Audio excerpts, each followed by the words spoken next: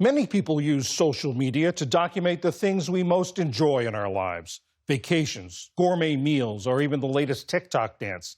But it can also be used to influence people who want to seek better lives, often through dangerous journeys that can have tragic results.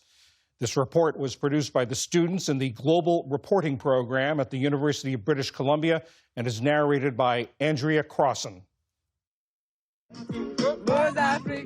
These people are celebrating making it to Europe, celebrating the end of a long journey and they hope the beginning of new lives. And for many, the first thing they do is reach for their phones to share their life-changing news on apps like TikTok, Instagram, and Facebook. Yes, like people talk about it on social media like Facebook and all that. People are also on TikTok because it's what a lot of people use now. 24-year-old Sana de Silva is an amateur soccer player who lives on the Spanish Canary island of El Hierro. He saw videos like these when he was living in Senegal, hoping to someday make his way to Spain. There are people on the journey who take video and show people that this path is fine and that they're not afraid, that no, it's not very dangerous, that any person can take this route. But what he discovered was very different. The videos rarely show the reality of the journey on these overloaded, barely seaworthy boats where urine and diesel fuel slosh around passengers' feet and violence is common. When Sana de Silva made his decision to climb aboard, he had no idea he was embarking on what the UN calls one of the most dangerous and deadliest migration routes in the world. For him, it turned into a week-long nightmare. I was throwing up. Everything I ate, I threw up. In the last 3 days, I didn't get up from where I sat. I slept there. I spent the night there because I had a bucket that had everything in it. I did not stand up for 3 days. De Silva's boat was eventually spotted by the Spanish Coast Guard and towed into La Restinga, the main port on the island of El Hierro. The small island is popular with divers, but it's not a beach destination. It's the most southwesterly in the Canary Islands archipelago and is exposed to the powerful Atlantic waves. In 2025, nearly 18,000 migrants like De Silva arrived on the Canary Islands, mostly from West Africa. El Hierro receives more people every year than the island's entire population. Alexis Ramos is with the Red Cross and says most who arrive here are lucky to have survived the journey. When we see it on TV, it might seem like a moment of calm or even of joy for the immigrants, but that's not the reality, because many people are coming on a single boat.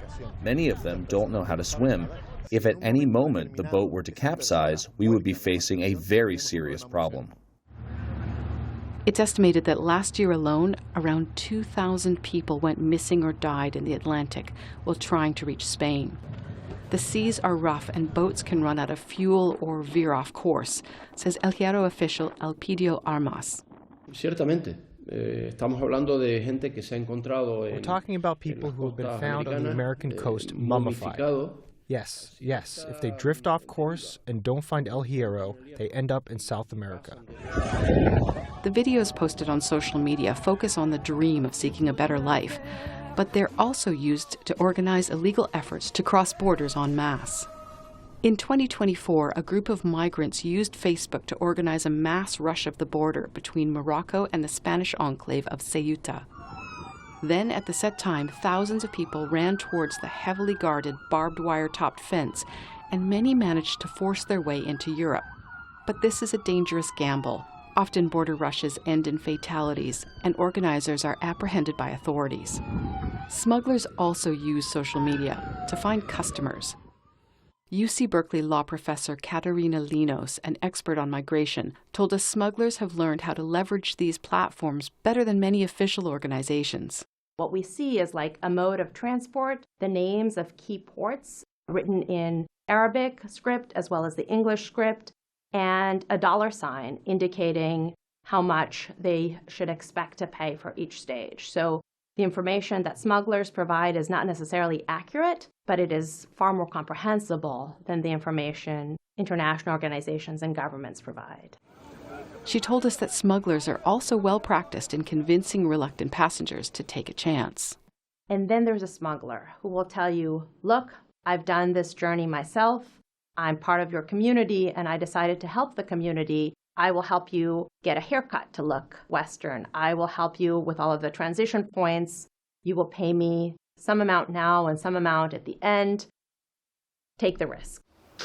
Alexis Ramos hopes for the day when desperate people are no longer facing the economic and political challenges that motivate them to take these risks. We really dream of a time when the tents or the hospital at the port of La Restinga no longer exists, because that would mean we have a better world and that these people no longer need to come in search of a new life.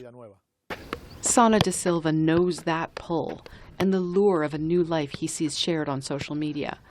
But he urges people to be aware of the dangers they could face. I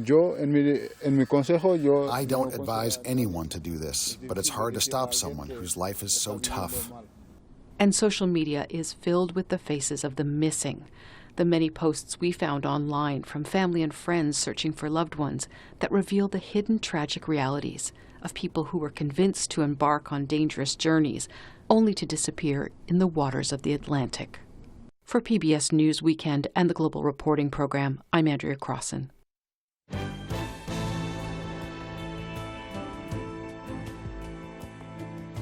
Wait just a second, we have one more thing to share. We want to say a heartfelt thank you for watching and supporting PBS News. Without you, we simply wouldn't be able to provide the news and the information that you trust. So thank you from everybody here at PBS News. Support journalism you trust. Support PBS News. Donate now, or even better, start a monthly contribution today.